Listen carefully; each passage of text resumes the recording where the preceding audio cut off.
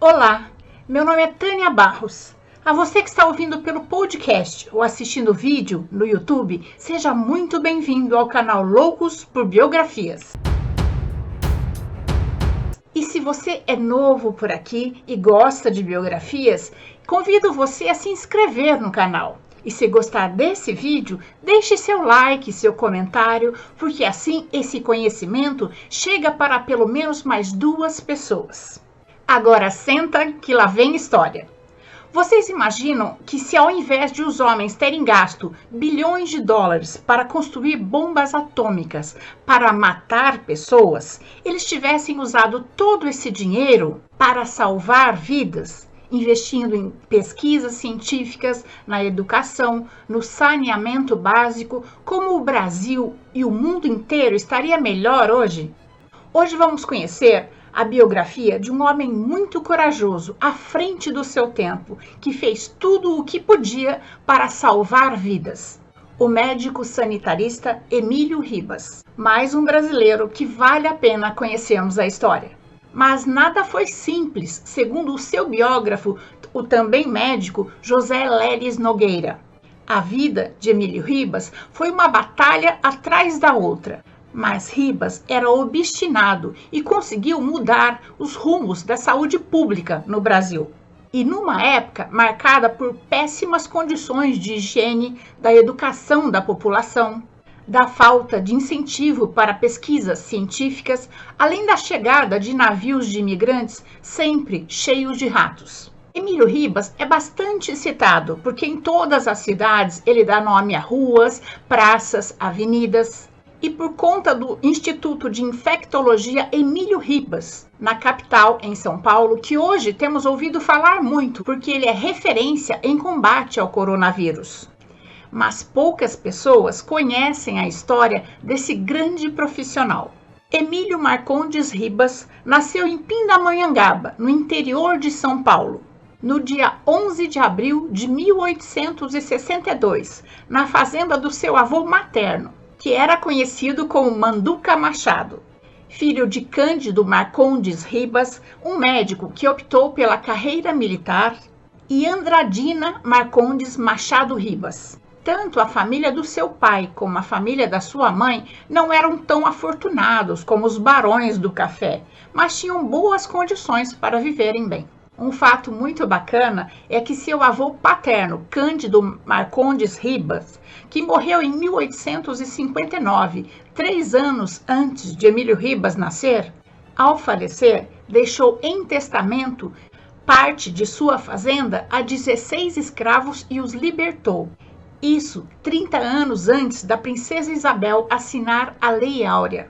Até o ensino médio, Emílio Ribas estudou em Pindamonhangaba. Falava bem inglês e francês, e isso o ajudou muito na hora de viajar para o exterior.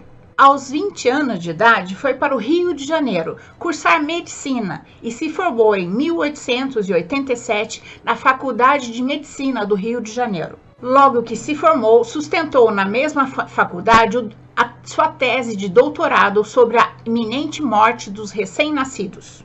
Voltou para Pindamonhangaba já formado e atuou como clínico geral. Emílio Ribas viveu no final do Império, mas era a favor da República e quando voltou para Pinda, participou do Clube Republicano. No início de 1889, casou-se com Maria Carolina Vulcão e juntos tiveram 5 filhos.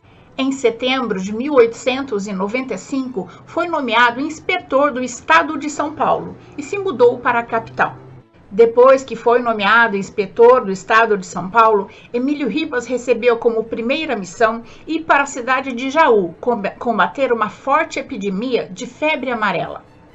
Foi aí que começou a demonstrar o seu espírito guerreiro. Em Jaú, havia um curandeiro que mantinha em seu ranchão doentes de febre amarela, formando um verdadeiro foco da doença.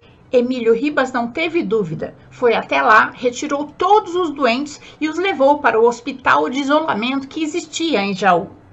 Ribas já tinha sido avisado que isso poderia acontecer. Então ele foi até a cadeia pública, conseguiu a liberação de alguns prisioneiros e armou-os com as armas da sala da guarda e montou uma trincheira na frente do hospital. Quando os revoltosos chegaram e viram que Ribas não estava brincando, eles desistiram.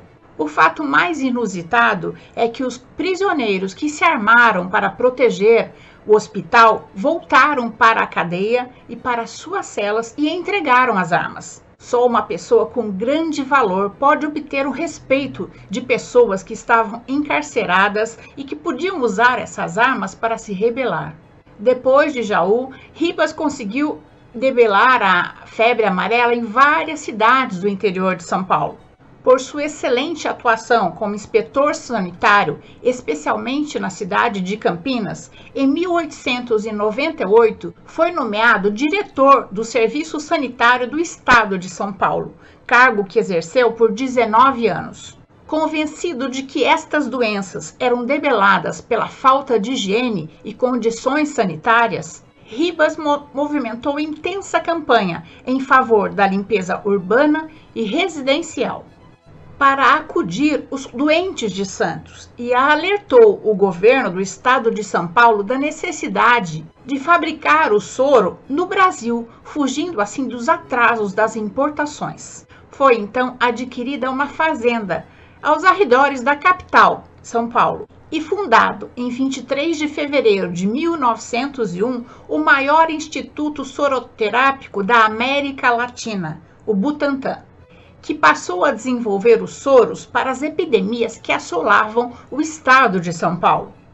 como a escarlatina e a febre tifoide, diminuindo a incidência e a gravidade dessas doenças. No ano seguinte, Emílio Ribas foi chamado para combater a terceira epidemia de febre amarela, desta vez na cidade de São Simão, no interior de São Paulo. E só foi embora da cidade quando conseguiu, com os médicos da sua equipe e os voluntários, acabar com a grave epidemia. Mandou limpar o rio que corta a cidade e tomou medidas para melhorar o saneamento básico. Depois de tanto pesquisar sobre febre amarela e executando importantes experiências, Emílio Ribas chegou à conclusão de que o mal não se transmitia de uma pessoa doente para uma pessoa sadia, e sim por um agente transmissor, o mosquito Aedes aegypti, o mesmo que transmite a dengue. Mas, na época, era uma aberração imaginar que a febre amarela pudesse ser transmitida de forma aérea por um pequeno mosquito. Isso era uma agressão, tanto para a população quanto para os profissionais da saúde. A imprensa ridicularizava Emílio Ribas dizendo: querem trazer para o Brasil o ridículo nas asas do mosquito. Então, ele resolveu promover um protocolo de pesquisa que fosse irrefutável. Em 15 de dezembro de 1902, no pavilhão 2 do Hospital de Isolamento, que hoje leva o seu nome, Emílio Ribas deixou-se picar por mosquitos contaminados, juntamente com Adolf Lutz, seu grande parceiro, e depois alguns outros voluntários também foram picados. Não houve nenhuma morte entre os infectados e todos evoluíram para a cura. Em janeiro, a experiência foi novamente feita com outros voluntários e se desenvolveu novamente entre os infectados o quadro de febre amarela. Também não houve nenhuma morte entre os infectados da segunda experiência e todos se curaram. Então, a comissão concluiu que o mosquito Aedes aegypti era realmente o agente transmissor da febre amarela. E iniciou-se um combate intensivo aos focos do mosquito. A contaminação de Emílio Ribas em São Paulo foi a grande motivação para que Oswaldo Cruz promovesse no Rio de Janeiro, que estava passando por uma grave epidemia de febre amarela, uma campanha contra a febre amarela a partir do combate ao mosquito transmissor. A última vez que tivemos febre amarela urbana foi em 1942. A partir daí, só tivemos febre amarela silvestre. Um fato curioso é que a febre amarela só acontece na América Latina, na Ásia, na África, em países como Japão, Índia, China, ela não ocorre. E isso é um fato muito misterioso para os cientistas. Mas existia um outro mal que assolava o Brasil, a tuberculose. Em 1908, o estado de São Paulo enviou Emílio Ribas para os Estados Unidos para estudar a tuberculose. Ele voltou cheio de ideias e convencido de que a vila Campos de Jordão, que na época era só uma paragem para bandeirantes, seria, pela qualidade do clima, o local ideal para tratar essa doença. E conseguiu convencer o governador a conceder-lhe uma verba para instalar um sanatório em Campos de Jordão. Mas existia um grave problema naquela época: o acesso a Campos de Jordão, uma cidade serrana. Mais uma vez, Dr. Emílio Ribas tomou frente da situação e em 1912, juntamente com Vitor Godinho, construiu uma estrada de ferro de 46 quilômetros, que partia de Pindamonhangaba e ia até Campos de Jordão. É importante a gente ter a noção de que na época que essa estrada de ferro foi construída, não existia tratores. Toda a parte de rocha foi escavada na mão, na base da dinamite, e todo o movimento de terras foi feito com carroças. Não existiam máquinas movidas a gasolina ou a diesel que favorecessem o corte dos ferros. Era tudo na base do serrote. Nem serra elétrica, furadeira. Foi tudo feito à mão, com martelo, enxada, picareta. A travessia do rio Paraíba foi a parte mais difícil, porque eles tiveram que montar andaimes de madeira sobre o rio e construir secadeiras no fundo do rio para fazer as fundações para colocar os andaimes. A estrada de ferro Campos de Jordão foi feita com muito sacrifício, mas mesmo assim ficou pronta em apenas 2 anos. A locomotiva Prudente de Moraes saiu de Pindamonhangaba rumo a Campos de Jordão em 15 de novembro de 1914, levando Emílio Ribas e Vitor Godinho, triunfantes pelo prazer do dever cumprido. Foi graças a essa estrada de ferro que Campos de Jordão se desenvolveu. Hoje já existe tratamento para a tuberculose, se for tratada seriamente e sem interrupção. Outro grave problema, quase que diário, junto com a febre amarela no estado de São Paulo, era a varíola, que se disseminava em todas as camadas da população. Houve até um bairro em São Paulo que ganhou o nome de Bexiga, porque era o apelido da varíola. Os doentes ficavam cobertos de bexigas. A varíola era uma doença prolongada que se manifestava por fases. A primeira fase era muito agressiva. O vírus se multiplicava no sangue, produzindo fortes dores de cabeça e febre muito alta. A partir daí, a doença começava a se disseminar, com pequenas manchas pelo corpo. 2 dias depois, essas manchas se tornavam bexigas com um líquido transparente, que se tornavam pústulas, crostas que não se rompiam com facilidade. E essas bexigas poderiam se estender para órgãos internos, como o pulmão. A varíola não era só transmitida pela fase quando ela formava as bexigas, mas também quando ela estava na fase final, que pareciam umas confetes negras, porque essas cascas, essas confetes, saíam no sapato, na roupa da pessoa, infectando outras pessoas. Mais uma vez veio o nosso querido Dr. Emílio Ribas e tomou frente da situação. Ele construiu um pavilhão só para os varilosos no Instituto Emílio Ribas. O médico que trabalhava no pavilhão da varíola não poderia ir para as outras enfermarias. E também iniciou um programa extensivo de vacinação contra a varíola no estado de São Paulo. Através dessa vacinação em massa, hoje a varíola está praticamente erradicada, a não ser pela varíola símia, ou seja, dos macacos africanos, que pode ser transmitida para os homens. No início do século passado, existia outra doença muito grave, a hanseníase, conhecida como lepra. Essa doença não tinha cura. Os pacientes eram segregados da sociedade, muitas vezes eram caçados a laço e levados pelo sistema sanitário a uma unidade de isolamento. que eram colônias onde as pessoas eram confinadas, perdiam todo o contato com suas famílias, filhos, marido. Uma vez que entravam lá, não existia esperança de sair. O nosso querido Dr. Emílio Ribas, mais uma vez, com a sua visão de grande sanitarista e cientista que os consagrou, viajou para a Europa e, após visitar vários leprosários, voltou para o Brasil, disposto a construir um asilo onde pelo menos esses doentes fossem tratados com dignidade. Essa ideia culminou na fundação do Asilo Colônia Santo Ângelo, que é como uma espécie de cidade dinâmica, onde o paciente fica envolvido com trabalhos artísticos, intelectuais, manuais e mesmo envolvido com muitas reformas sanitárias em benefício à população do nosso país.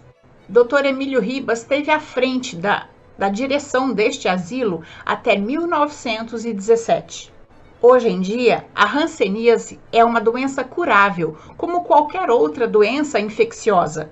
Tratada com antibiótico, o paciente pode continuar em sua casa com a sua família. O importante é o diagnóstico precoce. Apesar de toda essa contribuição para a saúde pública brasileira, o Dr. Emílio Ribas aposentou-se como um médico pobre, mas tranquilo pelo dever cumprido e também porque os seus 5 filhos estavam criados e aptos para conduzirem suas próprias vidas.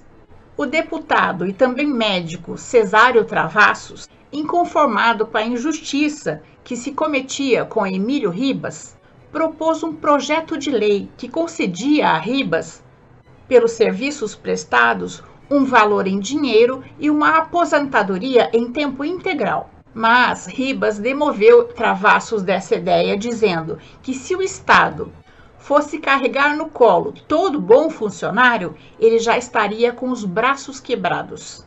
Dr. Emílio Ribas faleceu no dia 19 de fevereiro de 1925. Dr. Davi Wippe, diretor do Instituto de Infectologia Emílio Ribas, a quem temos ouvido muito agora com a pandemia do coronavírus, disse que Emílio Ribas é para a saúde pública no Brasil um marco, um símbolo. Ele deixou um legado que não só permaneceu, mas possibilitou aos profissionais de saúde a inovação decorrente dos seus ensinamentos. O também médico e ex-governador do estado de São Paulo, Dr. Geraldo Alckmin, conterrâneo de Emílio Ribas, disse que Emílio Ribas tem para a saúde pública no Brasil a mesma importância que Pelé tem para o futebol e que Villa-Lobos tem para a música. Nós temos orgulho de ter em São Paulo o Instituto de Infectologia Emílio Ribas, o mais conceituado hospital de moléstias infecciosas da América Latina, e é referência no combate à pandemia do coronavírus. Infelizmente, hoje, com todos os leitos ocupados e com uma fila de espera diária de mais de 100 pessoas. Essa é a nossa história de hoje. Eu quero aproveitar para desejar um feliz Dia das Mães a todas as mães, a todos os filhos, que mesmo se tiverem separados, sintam muito amor, muita alegria, muita energia boa neste dia. Espero ter contribuído para que seu dia seja bom. Se você gostou, deixe seu joinha. Compartilhe esse conhecimento com os seus amigos. Ainda mais agora, na época de coronavírus, é bom nos mantermos em casa, ouvindo e assistindo coisas boas. E se você puder e quiser ajudar para que o canal Loucos por Biografias continue existindo, é só acessar o link do projeto no Catarse, que está logo abaixo na descrição da biografia. Clique no sininho para ser avisado da próxima história. Se cuidem, hein? E se puderem, fiquem em casa. Até a próxima história.